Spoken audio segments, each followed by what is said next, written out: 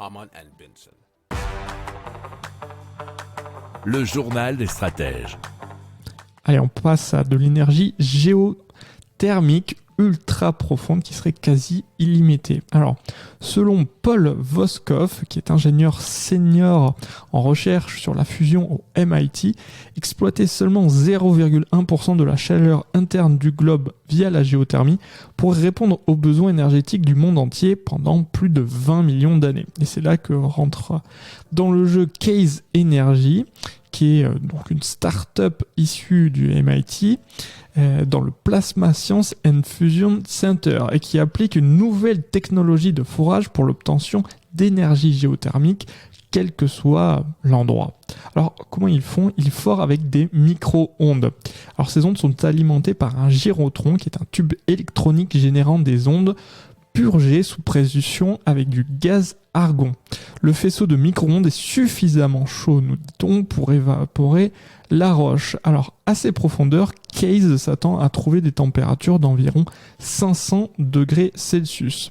Alors, il faut savoir que l'eau devient un fluide supercritique à des pressions supérieures à 22 mégapascales et à température supérieure à 374 degrés Celsius. Alors, supercritique, c'est un terme technique désignant la phase supercritique de l'eau, lorsqu'elle contient simultanément les propriétés du liquide et du gaz, ce qui facilite grandement le transport de l'énergie. Alors ça, c'est un article de trustmyscience.com.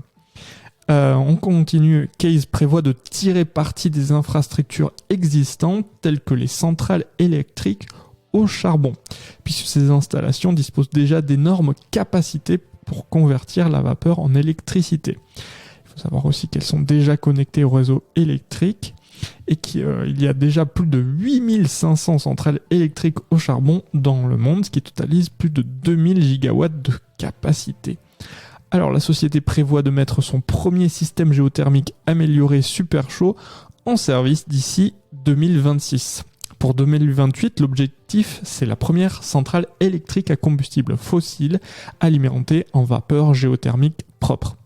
Si vous aimez cette revue de presse, vous pouvez vous abonner gratuitement à notre newsletter qui s'appelle La Lettre des Stratèges, LLDS, qui relate, et cela gratuitement, du lundi au vendredi, l'actualité économique, technologique, énergétique, mais aussi de l'hydrogène, et puis de tout ce qu'on trouvera super intéressant pour votre vie.